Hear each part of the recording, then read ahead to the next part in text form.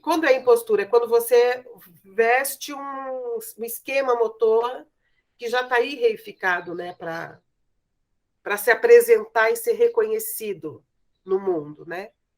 O que também é interessante, né, nessa questão da impostura é que é uma das soluções para a hesitação. A impostura sugere que a minha posição é uma pose ou que meu palco não existe. Gaiarsa, 1984. Então, porque a hesitação ela faz parte do processo de tomar uma atitude, mas a pose é uma coisa que você coloca no lugar e que é realmente uma impostura, né? Ali não tem a síntese, né? Não tem a atitude ou o comprometimento com a atitude. Não tem comprometimento com o jogo, né? Porque quando a gente lê o Garcia é um homem dos anos 70, ele tá aquela do indivíduo muito forte, ele ainda acha que é possível um corpo sem nenhum esquema motor socialmente construído, que a gente reproduz, que a gente vai ser totalmente autêntico, né? Sem que essa autenticidade tenha a ver também com produções corporais da cultura, das relações sociais, da posição, tarará. Tudo isso que eu estou fazendo com a Moque é professora, vocês identificam esse jeito de falar, Então, tudo isso aqui é a Fernanda, mas também é a professora que fala assim. E que eu incorporei estudando ao longo de anos, não só conteúdo, mas a performance de professora que vai ser reconhecida enquanto tal. Isso são coisas do corpo no mundo, né? A Luciene, ou ela aprende a fazer a advogada, ou não será reconhecida. Ponto. Só para dizer assim, então o corpo sempre está performando alguma coisa que é para ser identificado, para ser reconhecido. Quando eu falo reconhecido, não estou falando só de reconhecido no sentido de aplauso, né? É para ser conhecido novamente. Eu sei o que é isso, é uma advogada. Que a Luciane vai ter que performar. E vai chegar uma hora que isso vai ser automático e tal. Isso não é a impostura, né? Então, eu acho que não vai haver um corpo sem essas produções de movimento disponíveis na cultura. E linkando tudo isso que você está falando da impostura com a parte teatral, né, com a minha parte atriz, da performance, da cena, com a máscara, né, da identificação. O impostor, ele não se identifica, ele tem consciência que ele está naquele lugar, com aquela máscara, com aquela... Já que é oposto à postura, a se posicionar. Eu acho que eu penso quando você fala em impostura na contradição com a postura.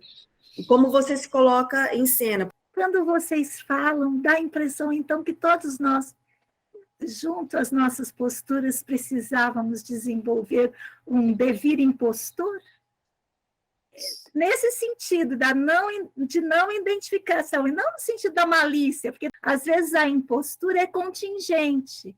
Você precisou pegar aquela forma, né? Por quê? Porque na sua família tinha aquele espaço para você precisou adequar-se a ele. Era aquele teu lugar, né?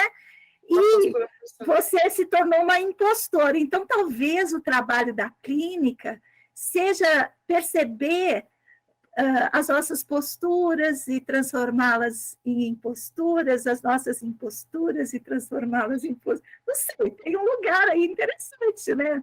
Arqueologia e genealogia. Olhar para essas posturas que a gente adotou ou produziu e olhar e perceber de onde vem, como vem. Eu acho que, não sei, para mim o trabalho da clínica é essa cartografia dos gestos, né? Tem uma genealogia, porque tem uma memória, porque não é só agora, porque tem um passado no presente, né?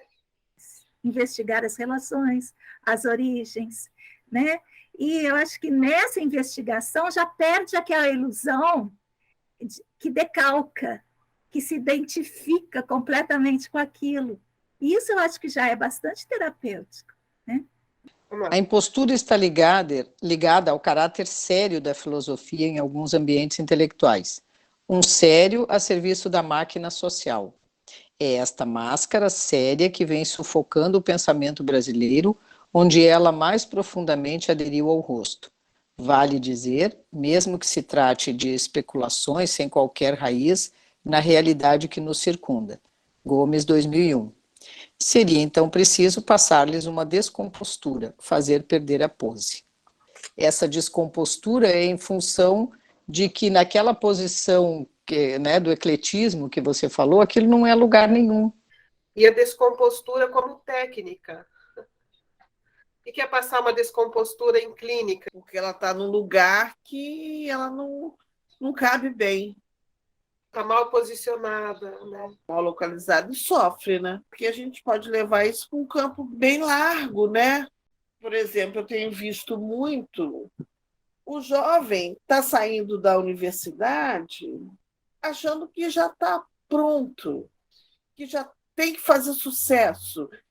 E falta o processo, a caminhada. Né? Então, assim, você pega jovens saindo da universidade que já se sentem fracassados e nem começaram o processo de construir, por exemplo, uma profissão. Porque é uma pose de quem já venceu quando o cara nem começou ainda, né? A descompostura do jeitinho. Roberto Gomes relaciona o jeitinho com as dificuldades de assumir posição numa situação onde o máximo do ridículo é ser apanhado crendo, numa atitude dissolvente que sempre nos acompanha, ao modo de manter um pé atrás, nos afastam das posições a assumir. Daí o jeito. Ele acredita que o jeitinho impede que soluções efetivas sejam realizadas, que soluções radicais sejam pensadas, impede a formação de atitudes que façam de fato diferença. No entanto, o jeitinho não implica a confusão perceptiva, mas a capacidade de perceber forças circunstanciais em que as pessoas não são igualadas na dissolvência das atitudes, mas na emergência de situações peculiares nas quais é possível identificar a vulnerabilidade da condição humana. O jeitinho exige uma atitude e não se deixa esmagar pela impostura, pela incompatibilidade entre a pose, o objeto e a situação. Ele força uma aproximação. Uma visão de mundo previamente elaborada é inevitável, porque nosso mundo é organizado dentro das relações, sejam elas naturais ou culturais. Situar-se é perceber as forças com as quais estamos envolvidos e das quais somos formados, sabendo que o passo seguinte sempre pode surpreender, enquanto pode nos levar ao encontro de forças novas. Mais do que um comprometimento com uma síntese abstrata que justifique uma razão de ser e fazer, como é o caso do nacionalismo moderno, trata-se de um compromisso com o devir, pois é o devir que gera o futuro e a criação do novo.